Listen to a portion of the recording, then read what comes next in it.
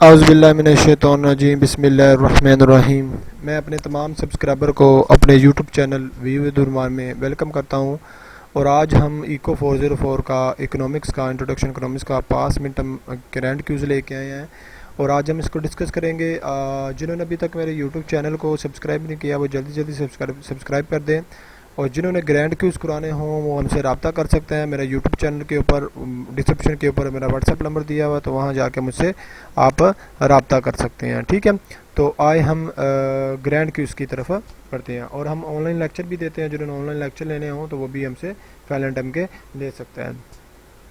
चलें जी, एक पहला MCQS है। Our economics is characterised by, जो होती है ना अनलिमिटेड वांट्स और नीड्स के ऊपर होती है। ये बिल्कुल सही है। रॉबिन्स ने ये थ्योरी पेश की थी कि हमारी जो अनलिमिटेड वांट्स होती हैं नीड्स कम होती हैं और अनलिमिटेड वांट्स ज़्यादा होती हैं। ठीक है, तो ये अनलिमिटेड मटेरियल सोर्स अनलिमिटेड नहीं होते हैं, नो एनर्जी सोर्स नहीं होते, या अबेंडमेंट प्रोस्पेक्टिव लेबर, ये बिल्कुल ये इसका आंसर सही है। ठीक है, आगे देखिएगा, the curve of the utility electricity demand will B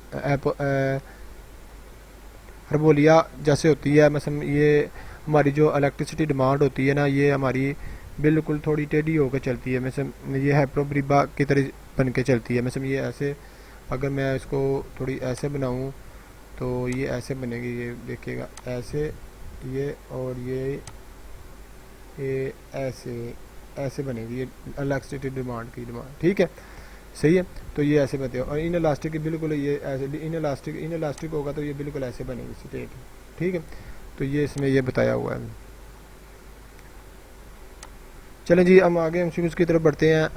product marketing exchange which of the following, कहाँ मार्केटिंग एक्सचेंज हो सकती है? तो फैक्टर ऑफ प्रोडक्शन में हो सकती है, रॉ मटेरियल में नहीं हो सकती, सेकेंडरी सोर्स में नहीं होती, तो फैक्टर ऑफ प्रोडक्शन में हो सकती है जहाँ आपके मार्केटिंग एक्सचेंज हो सकती है। ठीक है, फैक्टर ऑफ प्रोडक्शन में कौन कौन सी आती है? मतलब लैंड आ सकती है आपकी, मतलब लैंड, कैपिटल, एंटरप्रेन्योरशिप, और आपकी ये तीन।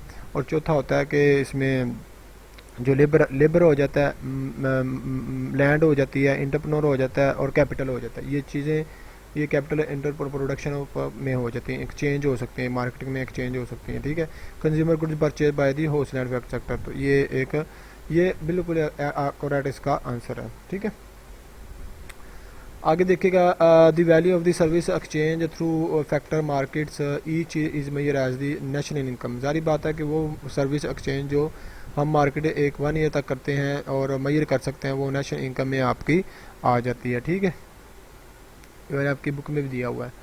विच policy economics from the equilibrium the stage of the surplus, मतलब इक्विलिब्रियम प्राइस सीलिंग होता है ये। ठीक है, प्राइस फ्लोर नहीं हो सकता ना, price unit tax impose by the government. अब यूनिट आपका टैक्स कंपोज करता है तो आपका इक्विलिब्रियम में नहीं जाएगा, या subsidies given by the government, अगर सब्सिडी जाती तो अब भी इक्विलिब्रियम में नहीं जाएगा। ठीक है, तो ये देख लीजिएगा। कहता in case of the constant return to the scale in sequence, तो किस में होगा? आर इक्वल स्पेस्ड, बिल्कुल सही है कि आर इक्वल स्पेस में होगा। Become further apart from each other, नहीं ये नहीं हो सकता।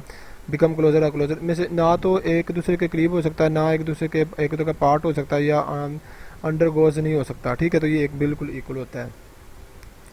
The increment of to total benefit drive from the consuming additional unit, ये जब भी कोई एडिशनल यूनिट आ जाता है ना, कोई ये मार्जिन यूटिलिटी में आ जाता है, मार्जिन बेनिफिट में या मार्जिन यूटिलिटी में आ जाता है कि आप एक एडिशनल यूनिट अकर करके आप उससे क्या होता है, टोटल बेनिफिट को गेन करते हो। जैसे आपने एक गिलास पिया तो दूसरा गिलास पी लिया, तो एक एडिशनल गिलास पिया लेकिन आपके पी सर्टिफिकेशन बेनिफिट ज़्यादा हो जाता है। Which of the following measure the responsiveness of the demand one commodity to change in the price of the another, तो क्रॉस, ये हमारी प्राइस इलेक्ट्रिसिटी डिमांड होती है। क्रॉस प्राइस इलेक्ट्रिसिटी डिमांड नहीं होती, ये प्राइस इलेक्ट्रिसिटी डिमांड होती है, क्योंकि इसमें क्या होता है, प्राइस ज़्यादा मैटर करती है देन डिमांड के। मतलब इसका मतलब ये है कि आपकी जो प्राइस की परसेंटेज है वो ज़्यादा बढ़ेगी देन डिमांड के। ठीक है, तो इसको प्राइस इलेक्ट्रिसिटी डिमांड कहते हैं।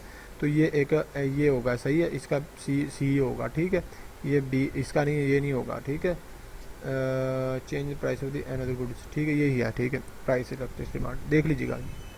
अ demand is said to be dash when value of the price electricity demand is 0, तो क्या होगा? परफेक्ट इनलास्टिक, जारी बिल्कुल। अच्छा, इसमें ये भी होता है कि इलास्टिक में भी हो सकता है, इलास्टिक में भी परफेक्ट, लेकिन वो परफेक्ट इलास्टिक होनी चाहिए। उसमें डिमांड कर्व आपका सीधा स्ट्रेट बनता है और इन इलास्टिक में ऊपर की तरफ स्ट्रेट बनता है। तो ये बिल्कुल आंसर सही है। मैं आपको बना के दिखाता हूँ। अगर ये होता elastic demand, perfect elastic demand होता तो फिर ऐसे पैराग्राफ बनता, ऐसे स्ट्रेट बनता। अब in elastic, perfect in elastic में ऐसे ये सेम जा रही है, ठीक है, और इन प्लास्टिक में बिल्कुल ऐसे सेम ऊपर की तरफ जाएगी, ठीक है। तो इसलिए ये इसका आंसर डी होगा, सही है। अच्छा जी, आगे देखिएगा। The difference curve are the slight straight line that indicate the two goods are perfect। मतलब सब्स्टिट्यूशन, सारी बात है स्ट्रेट लाइन की। अब एक कीमत ही जा रही है तो उसका कंप्लीमेंट तो नहीं हो सकती है, ना लग्जरी हो सकती, फूड सब्स्टिट्यूट होता है जो इसके एक दूसरे के मुतबादल हो, इंडिफरेंस हो कब वो, ठीक है। इसमें the price electricity demand Maihar the responsiveness और द क्वांटिटी डिमांड टू, मतलब क्या होता है प्राइस, मैं प्राइस इलेक्ट्रिसिटी डिमांड ही हो गई, इसमें बताया भी है प्राइस इलेक्ट्रिसिटी डिमांड में ये to the responsible quantity demand to the price के ऊपर होगी, ठीक है। उसके बाद देखिएगा which of the following branch of the economics that not only describe the interest rate affect inflation but is go to providing guidance what policy should be. तो ये नैरोवेटिव इकोनॉमिक्स होती है, मतलब जिसमें आपके इंटरेस्ट रेट, आपको inflation rate बताए जाते हैं, डिस्क्राइब किए जाते हैं, नॉट डिस्क्राइब इंटरेस्ट रेट और इन्फ्लेशन रेट नहीं डिफाइन किया जाता। ये नैरोवेटिव, ये पॉजिटिव सेंस में मैक्रो इकोनॉमिक्स में भी हो सकता है, ठीक है। इसमें देखिएगा if the government impose per unit tax goods provide by the firm then the equilibrium price of the increase, मतलब आपकी अगर गवर्नमेंट पर impose per unit tax increase कर देता है तो इक्विलिब्रियम प्राइस क्या होगी कि आपकी, सारी बात है एक टैक्स इंपोज होगा तो प्राइस भी इंक्रीज होगी, सारी बात है गुड्स की, ठीक है। तो ये आपका इंक्रीज हो जाएगा।